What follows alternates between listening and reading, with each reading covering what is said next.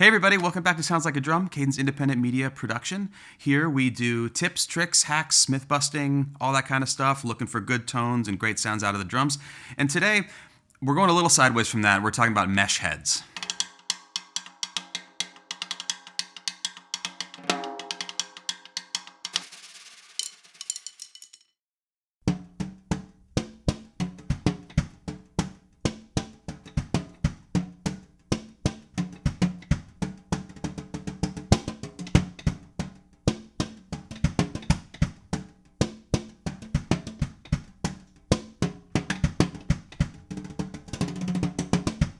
If you've ever seen like Roland V drums or like different kind of like electronic drums that are meant to feel a little more like a real drum, this is kind of that vibe, but these go on regular drums and there are some options here. So we're trying to find out like how to get the best out of these if this is a direction you want to go for quieter practicing. Thanks again to ProMark by D'Addaria, our presenting sponsor, for helping us out. Here is basically the gist of what we're talking about. We're taking a regular acoustic drum set and we're thinking to ourselves, I live in New York or somewhere else where you have neighbors that are super close by with thin walls and you want to practice in your house.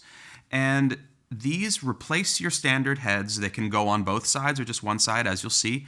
And there are varying degrees to which they can reduce the volume of your practicing. The hip thing about this is that they're tunable. And it's a little different than tuning a standard head because they're not made of a single sheet of plastic, but the gist is still the same. You can adjust the response by tuning them. Just like a regular drum head, you want to tune them evenly, that whole thing, but what we're really after here is more of a feel and a vibe, and today we've done up this kit here. This is a Drummer's World nesting kit you may have seen in the past on here, 10, 14, 18.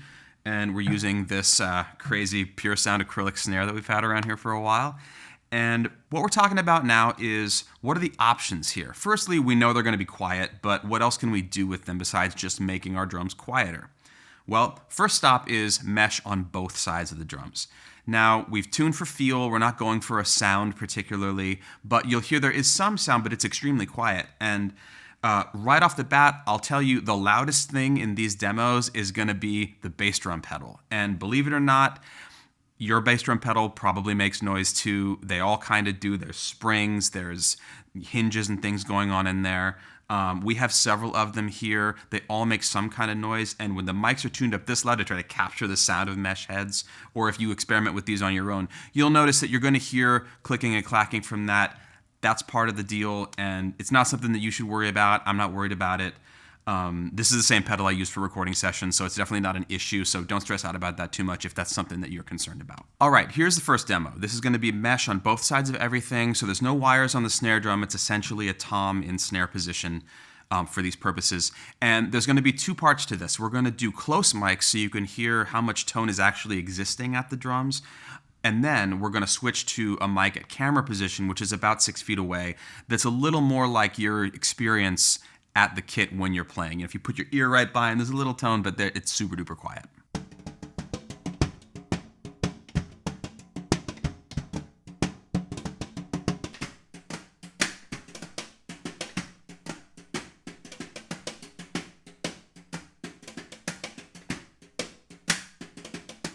Now, clearly, there's some sound there, but it is incredibly quiet. You could definitely do this in your house reasonably at any hour of the day or night and not bother anybody, which is super awesome.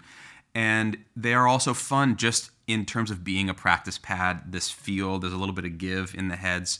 The feel is not exactly the same as Mylar heads.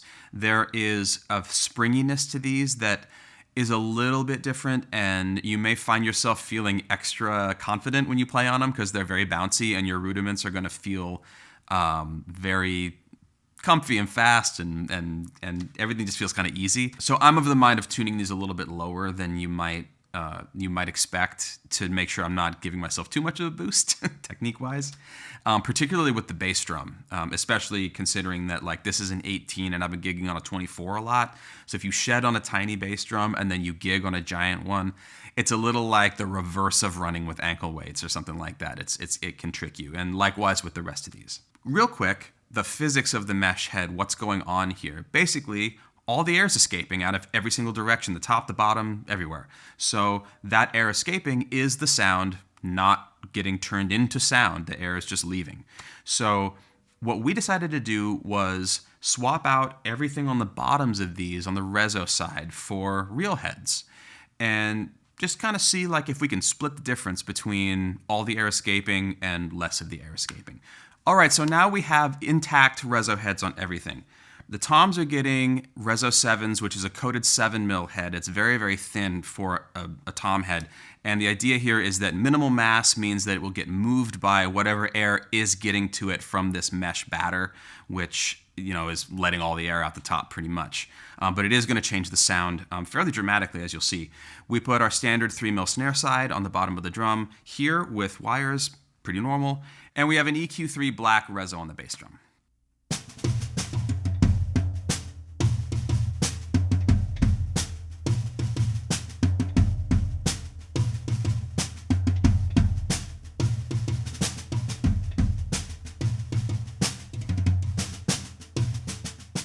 All right, so right out of the gate, there's more tone everywhere. And real quick, let's talk about the snare with the wires on and the wires off.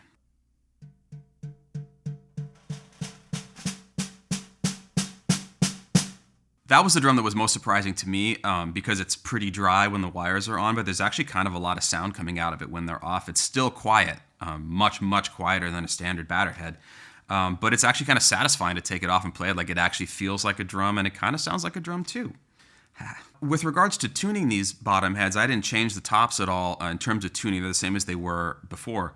But I did go on the higher side of medium with the bottoms of the toms, and the snare is actually pretty tight, and the kick is actually pretty loose.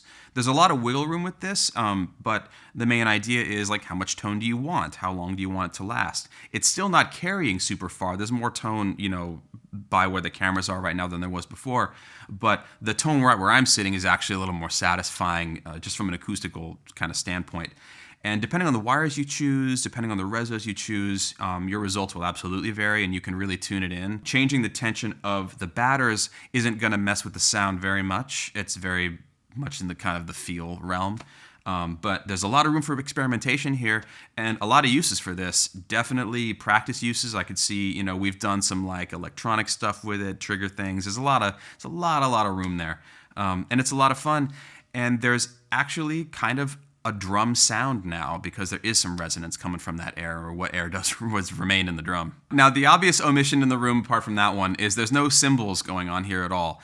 And that's definitely an intentional choice because we're trying to display how these sound. And so the mics are tuned up pretty loud.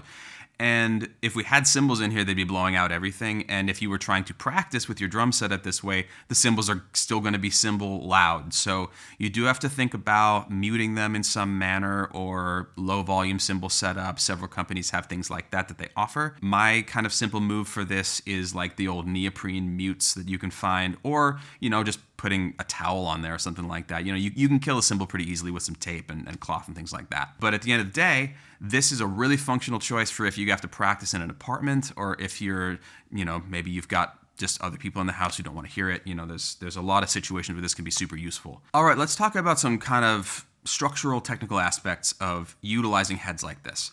Thing number one is, people have talked about in the past this sort of head possibly damaging bearing edges, particularly on wooden drums, but maybe on any drum. These aren't going to do that, but it's also recommended that I wouldn't tune them as high as they'll go. I don't know why you would necessarily want to do that anyway, but setting aside the idea that it might damage your drum, it's going to stretch the heads out real fast and shorten the life a lot. Similarly, playing them hard at a very low tension is also going to wear them out quicker, not unlike a regular head. So go forward with that in mind, and just think in terms of how you might tune a normal drum, but err on the side of not cranked to death. And you'll get a lot more mileage out of it. And if you are concerned about the edges of your drum, you're definitely not going to mess them up if you do that. Thing number two that I've noticed since experimenting with them is that I am leaving some felt on the bass drum head from the beater. So if you're a person that uses felt beaters like myself, it's just something to think about. It's a little bit kind of sandpapery. There's a little bit of friction there. It's not dramatic, but you'll notice some white coming off. I imagine you could maybe put an impact patch on there if you wanted to try something like that, if that's a concern. In my playing, I would probably use a plastic beater or something like that, just to make myself not worry about it while I'm playing, or if I had like an extra kind of cheap felt beater. As an aside for myself, I can definitely tell you that when I get some of these for my kid at home, this is going to make practicing annoying, kind of repetitive linear stuff that I'm always sort of working on just to get better coordination a lot more pleasant, because you have to do it for a long time to develop muscle memory. You know, I use an interval timer, like a workout timer in my phone that's, you know, for different limbs, and sometimes it's like 45 minutes at a go, you know, and having it be nice and quiet like this is going to be fantastic. And then doubly so for if I'm also trying to do those things super loud, if I'm really trying to work on endurance and, like, you know, hip strokes, which, you know, it's loud. So this is a perfect solution for that kind of thing too. With these, you can also say goodbye to having to have a loud metronome or putting a metronome in earbuds or anything like that in the PA, because even like a medium volume metronome on your cell phone or a standard one is going to be plenty loud with these kind of heads. You'll hear it clear as day no matter how hard you're hitting them. Now, kind of lastly, tuning itself for these heads. Basically, you don't need to really like agonize about the tuning too much. We want to be as even as we can, as much for the durability of the head and not having the hoop be like canted sideways as anything. There is a degree of pitch because it is a membrane, even though, you know, lets all the air through. And so you can take that into account, but you definitely don't need to worry about perfect anything with this. You can do 2 keys or 1 key, whatever your normal move is for tuning. It's going to work for this just fine. Intervals between the heads, not really important, doesn't change things very much. But overall, it's an excellent solution for exactly what it's designed for. It does the job, it does it great, and I'm super excited to experiment with these some more. That about wraps it up. So, as usual, please like, comment, and subscribe, and hit the notification bell so you hear about our new videos, which come out on Tuesdays at 12:30 Eastern Time every week. Thanks again to ProMark by D'Addario, our presenting sponsor, for helping us out. And if you have experience with mesh heads, or you have any kind of particular things you use them for, if you've never seen them before, which was more or less my experience, let us know in the comments. And yeah, try them out, because they're actually good for a lot more than I would have realized.